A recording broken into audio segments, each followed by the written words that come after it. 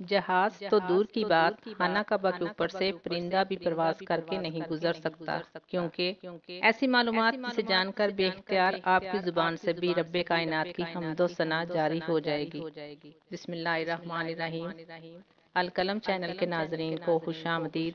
नाजरीन, आज हम आपकी खिदमत में एक बहुत ही मालूमाती वीडियो लेकर हाजिर हुए हैं। वीडियो शुरू करने से पहले अगर आप चैनल पर नए हैं तो प्लीज़ चैनल को सब्सक्राइब करें, और अगर वीडियोस अच्छी लगे तो लाइक और शेयर भी कर दें। खाना काबा बेशक मुज़ाहिर अल्लाह में से है, और रिवायात में आता है कि खाना काबा से जो रोशनी निकलती है वो आसमानों और खला का सीना चीर कर बिना किसी रुकावट के सीधा सातवें आसमान तक जा पहुंचती है, जहां बैतुल मामूर वाक़या है।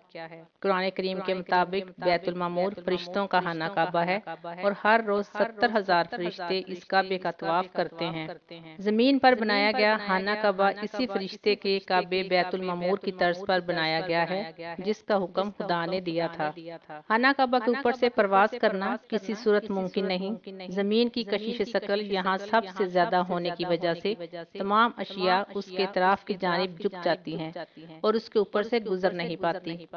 जदीद साइंसी तहकीक में ये बात सामने आई है कि तमाम पैमाइशों और पैमानों के मुताबिक खाना काबा बिला शक व शुबा जमीन का मरकज है। ये वो मुकाम है जो जमीन के बिल्कुल बीच में वाक़या है।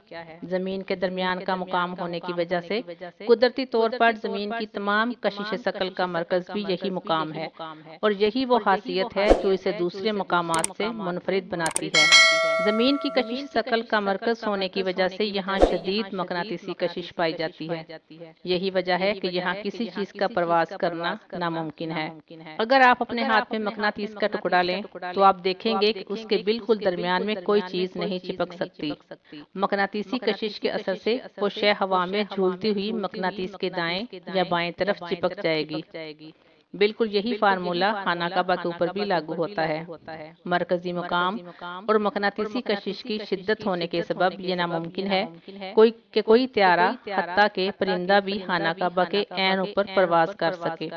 अलबत्ता आपने खाना काबा के इर्द गिर्द लातादाद परिंदों को प्रवास करते हुए देखा होगा।